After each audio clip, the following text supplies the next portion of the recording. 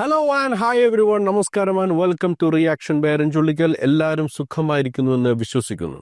Dhanya Mary Varghese കുറച്ച് ദിവസങ്ങളായിട്ട് വാർത്തകളിലും ചർച്ചകളിലും ഒക്കെ കയറി വരുന്നുണ്ട്. ആ പേര് കോടിക്കണക്കിന് രൂപയുടെ ഫ്ലാറ്റ് തട്ടിപ്പുമായിട്ട് ബന്ധപ്പെട്ട്, അല്ലെങ്കിൽ Samson and sons builders and developers private limited എന്ന കമ്പനി ഫ്ലാറ്റുകളും വില്ലകളും ഒക്കെ കൊടുക്കാന്ന് പറഞ്ഞിട്ട് കുറേയധികം കസ്റ്റമേഴ്സിന്റെ കയ്യിൽ നിന്ന് കോടിക്കണക്കിന് രൂപ തട്ടിച്ചതുമായിട്ട് ബന്ധപ്പെട്ട കേസ്. ഈ കേസുമായിട്ട് ബന്ധപ്പെട്ട് കഴിഞ്ഞ ദിവസം ED ഈ കമ്പനിയുടെ ഡയറക്ടേഴ്സിന്റെ സ്വത്തുകൾ പിടിച്ചെടുത്ത് പറഞ്ഞിട്ട് ഒരു പ്രസ് റിലീസ് പുറത്തുവിടുകയുണ്ടായി. അതിനെ തുടർന്ന് മാധ്യമങ്ങളൊക്കെ വാർത്ത വന്നിരുന്നു, ധന്യ മേരി വർഗീസിന്റെ സ്വത്തുകൾ ED കണ്ടുകെട്ടി എന്ന് പറഞ്ഞിട്ട്.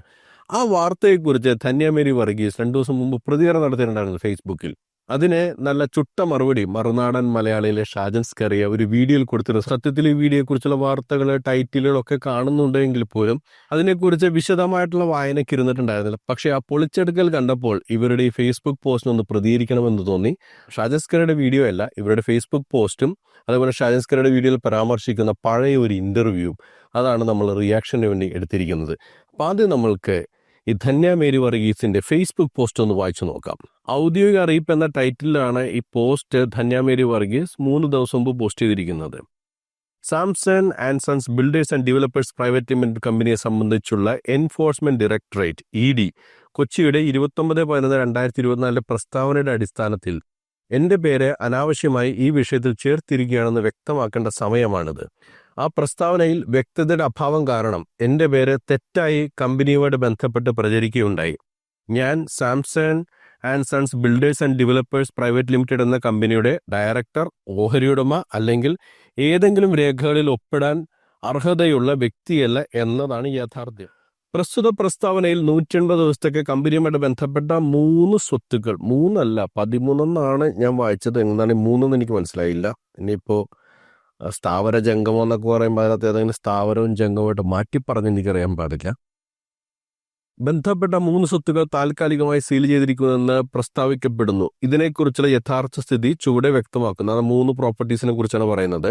സാംസൺ ആൻഡ് സൺസ് ബിൽഡേഴ്സ് എന്ന കമ്പനിയുടെ ഉടമസ്ഥയിലുള്ള കരകുളത്തുള്ള വസ്തു, സാംസൺ ആൻഡ് സൺസ് കമ്പനിയുടെ ഭൂമിയുടെ അവകാശം ഉന്നയിച്ചുള്ള മോഹൻകുമാർ എന്ന വ്യക്തിയുടെ പേരുള്ള വസ്തു, എന്റെ ഭർത്താവിന്റെ സഹോദരൻ സാമുവൽ ജേക്കബിന്റെ ഉടമസ്ഥയിലുള്ള ഒരു ഫ്ലാറ്റ്. ഈ 3 സ്വത്തുക്കളും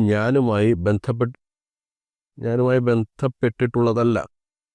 എനിക്കതിൽ യാതൊരു അവകാശമില്ലാത്തതാകുന്നു. സീൽ ചെയ്ത സ്വത്തുക്കളുടെ വിശദമായ പട്ടിക കമ്പനിക്ക് നൽകിയ നോട്ടീസിൽ മാത്രമാണ് ഉൾപ്പെടുത്തിയിരിക്കുന്നത്, പൊതുപ്രസ്താവനയിലല്ല. ആയതിനാൽ ചില മാധ്യമങ്ങൾ ഇതിനെ തെറ്റായി മനസ്സിലാക്കി എന്റെ സ്വത്തുക്കൾ സീൽ ചെയ്തുവെന്ന വാർത്ത പ്രസിദ്ധീകരിച്ചു. മുൻനിരയിലുള്ള വാർത്താ ഏജൻസികൾ എന്തുകൊണ്ട് സത്യാവസ്ഥ പരിശോധിക്കാതെ പ്രസിദ്ധീകരിച്ചുവെന്ന് ഞാൻ ചിന്തിക്കുന്നു. ഈ തെറ്റായ പ്രചരണം എന്റെ പേരിൽ അനാവശ്യമായി കുറ്റം ചുമത്താനും എനിക്ക് എന്റെ സത്യസന്ധത തെളിയിക്കാൻ തടസ്സം സൃഷ്ടിക്കാനുമാണ് ഉദ്ദേശിച്ചിരിക്കുന്നതെന്ന് മനസ്സിലാക്കുന്നു. ഇതിന് മറുപടി നൽകുന്നതിനായി ഞാൻ നിയമ നടപടികൾ സ്വീകരിച്ച് മാധ്യമങ്ങളെ അവരുടെ പിഴവ് തിരുത്താൻ ആവശ്യപ്പെടുന്നു. അല്ലാത്തപക്ഷം നിയമപരമായി മുന്നോട്ടു പോകാൻ തീരുമാനിച്ചിരിക്കുന്നു. ഇതുകൂടാതെ ഈ വിഷയത്തിൽ കൂടുതൽ വ്യക്തതയുടെ വിശദമായ പുനഃപ്രസിദ്ധീകരണം നൽകാൻ EDയോട് അപേക്ഷിക്കുന്നതുമാണ്.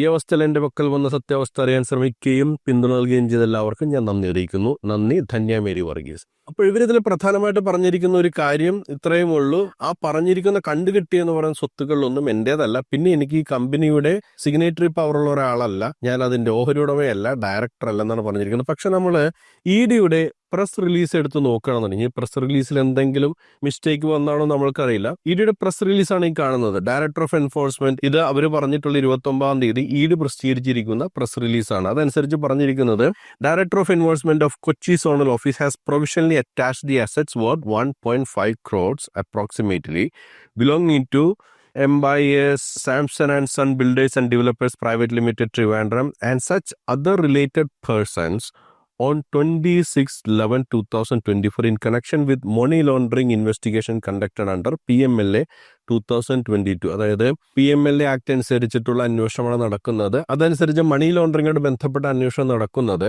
ഏകദേശം 1.5 കോടി രൂപ വില വരുന്ന സ്വത്തുക്കൾ കണ്ടുകെട്ടി, താൽക്കാലികമായി കണ്ടുകെട്ടി എന്നാണ് പറയുന്നത്. ആ ഒന്നാമത്തെ പാരഗ്രാഫിൽ അവസാനത്തെ ഭാഗത്ത് നോക്കിയാൽ കാണാൻ കഴിയും, the investigation pertains to the allegation of cheating and misappropriation of fund by the company and its directors, namely Jacob Sampson, John Jacob, Samuel Jacob and Dhanya Mary Varghese, under the guise of offering residential flats to the home buyers in Kerala.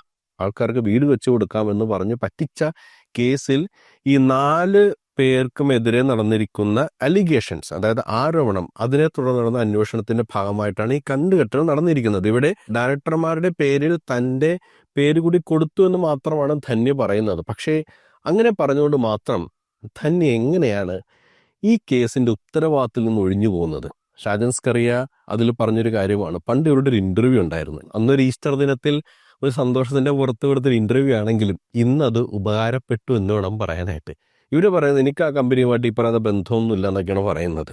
ഇവര് ഈ കമ്പനിയുടെ sales ഹെഡായിരുന്നു. അതായത് ഈ ഫ്ലാറ്റുകളൊക്കെ ആൾക്കാരെ പറഞ്ഞ് convince ചെയ്ത് അവരെ agreement sign ചെയ്യുക, കാശ് മേടിക്കുക ഉള്ള കാര്യങ്ങളൊക്കെ ചെയ്യുന്ന ഒരു ടീം. ആ കമ്പനിയുടെ ഹെഡാണ് ഈ പറയുന്ന ധന്യ മേരി വർഗീസ്. ഇത് ഞാൻ പറഞ്ഞതല്ല, മറുനാടൻ പറഞ്ഞതുമല്ല, ഇവരുടെ ഭർത്താവ് തന്നെ പറഞ്ഞതാണ്. ആ ഇന്റർവ്യൂവിന്റെ ഭാഗം ഒന്ന് കേൾപ്പിച്ചു തരാം.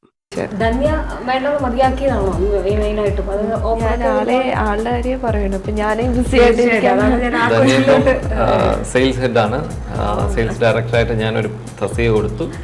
അപ്പം ധന്യക്ക് കീഴിലെ സ്റ്റാഫുണ്ട്, സെയിൽസ് മാനേജറുണ്ട്, ടീം ലീഡേഴ്സുണ്ട്. അങ്ങനെ ഒരു നല്ലൊരു സെയിൽസ് ടീമുണ്ട്. അപ്പോൾ 2 വർഷമായി നമ്മൾ പണി പഠിപ്പിക്കുമല്ലോ, ഒരു തൊഴിൽ പഠിപ്പിച്ച്. അപ്പൊ നമ്മുടെ കൂടെ നമുക്ക് ഇൻ ഹൗസ് തന്നെ നമുക്കിപ്പോ ശമ്പളം കൊടുത്താലും നമ്മുടെ ഫാമിലിയിൽ തന്നെ പക്ഷേ ആള് ഇങ്ങനെ പഠിപ്പിച്ചെടുത്തെങ്കിലും എനിക്ക് ആഗ്രഹം ഉണ്ടായിരുന്നു വർക്ക് ചെയ്യണം എന്നുള്ളത്. കാരണം ഫിലിമിൽ നിൽക്കുമ്പോൾ തന്നെ ആഫ്റ്റർ മാരേജ് വർക്ക് ചെയ്യണം, സ്വന്തമായിട്ട് എയിം ചെയ്യണം, അങ്ങനെയാണ് ഞാൻ പ്ലാൻ ചെയ്തിട്ടുണ്ടായിരുന്നത്. പക്ഷെ ആ ദൈവം സഹായിച്ച് അതുപോലെ തന്നെ വന്നു. പക്ഷെ സ്വന്തം കമ്പനിയിൽ നിന്ന് മാത്രം. ഒത്തിരി ഫ്രീഡം ഉണ്ട്, നമ്മുടെ ടൈമിന് വർക്ക് ചെയ്താൽ മതി. കാരണം നമുക്ക് കാര്യങ്ങൾ കുറെയൊക്കെ മാനേജ് ചെയ്യാനൊക്കെ അതെ, ഏത് ടൈമിലായാലും നമ്മുടെ ആവശ്യങ്ങൾ നടക്കുക എന്നുള്ളതാണ്, കമ്പനിയുടെ കാര്യങ്ങൾ നടക്കുക. ഇത്തിരി ആത്മാർത്ഥത കാണുമായിരിക്കും, കാരണം സ്വന്തം കമ്പനി ആയതുകൊണ്ട്. അതുകൊണ്ടാണ് ഞാൻ അതിന്റെ ഒരു കോറായിട്ടുള്ള ഒരു ഇതിലേറ്റ മാർക്കറ്റിംഗ് അതിലേറ്റ എനിക്ക് ചോദിക്കാം, അതെന്താ കസ്റ്റമർ എന്താ ഫോളോ അപ്പ് ചെയ്തു. മനസ്സിലായല്ലോ? 2 കാര്യങ്ങൾ ശ്രദ്ധിക്കുന്നതിനകത്ത് സ്വന്തം കമ്പനി എന്ന് പറഞ്ഞത് നേരത്തെ പറഞ്ഞത് നമ്മളാരുമല്ല, ഈ ധന്യ മേരി വർഗീസ് തന്നെയാണ് പറയുന്നത്. എനിക്ക് ജോലി ചെയ്യണമെന്ന് ആഗ്രഹം ഉണ്ടായിരുന്നു, പക്ഷെ സ്വന്തം കമ്പനിയിൽ തന്നെ ജോലി ചെയ്യുന്നു എന്ന് വെച്ചാൽ നിങ്ങളുടെ കമ്പനിയാണെന്ന് നിങ്ങൾക്ക് തന്നെ ബോധ്യമുണ്ട്. ചിലപ്പോൾ കമ്പനിയുടെ ഡോക്യുമെന്റ് നിങ്ങളുടെ ഡയറക്ടർ ആയിരിക്കില്ല, ഇൻവെസ്റ്റർ ആയിരിക്കില്ല, ഷെയർ ഹോൾഡർ ആയിരിക്കില്ല, ഓതറൈസ്ഡ് സിഗ്നേറ്ററി ആയിരിക്കില്ല. പക്ഷേ നിങ്ങൾ തന്നെ ഈ പറയുന്ന കമ്പനിയെ പ്രൊജക്റ്റ് ചെയ്തിരിക്കുന്നത് നിങ്ങളുടെ കമ്പനിയായിട്ടാണ്. ഇത് കണ്ട് വിശ്വസിച്ച ആൾക്കാരാണ് നിങ്ങളെ വിശ്വസിച്ചിട്ട് കാശ് തന്നത്.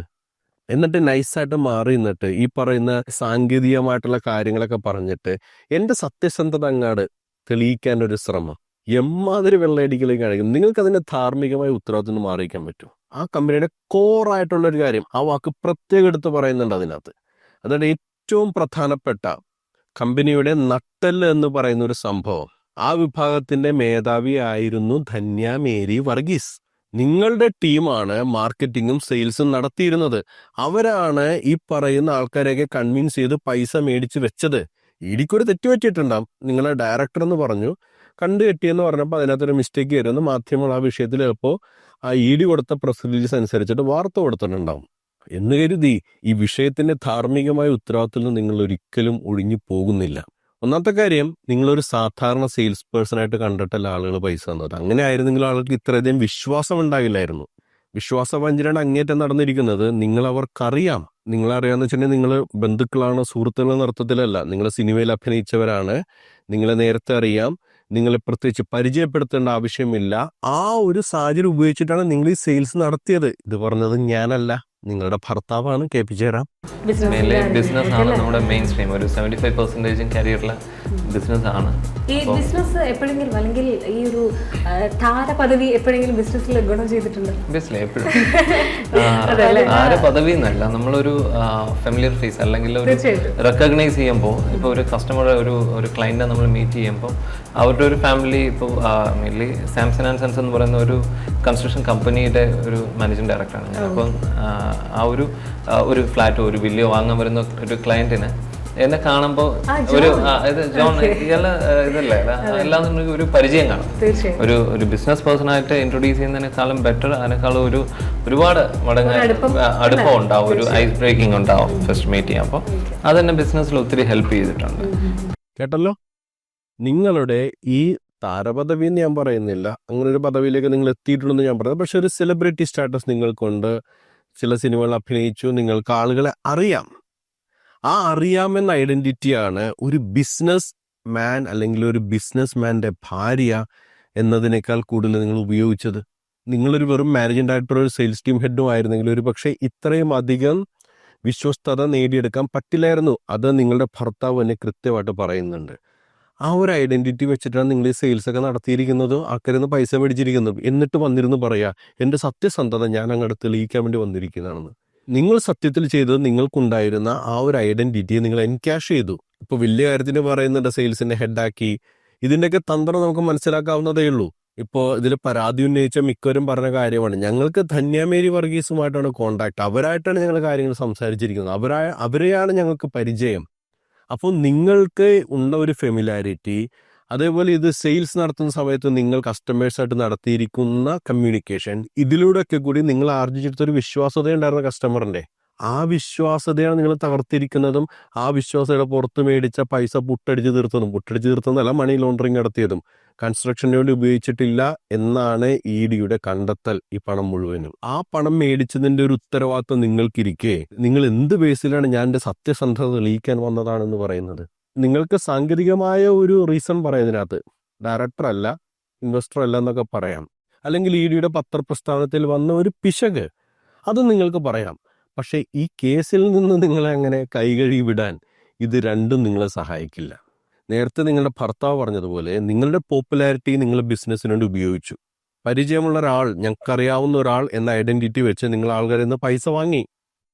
ആ പൈസ വാങ്ങിയ കേസാണ് ഇപ്പോൾ ഫ്ലാറ്റ് തട്ടിപ്പ് കേസ്. കോടിക്കണക്കിന് രൂപ തട്ടിപ്പ് നടത്തിയ ഫ്ലാറ്റ് തട്ടിപ്പ് കേസ് എന്ന രീതിയിൽ മുന്നോട്ട് പോയിക്കൊണ്ടിരിക്കുന്നത്.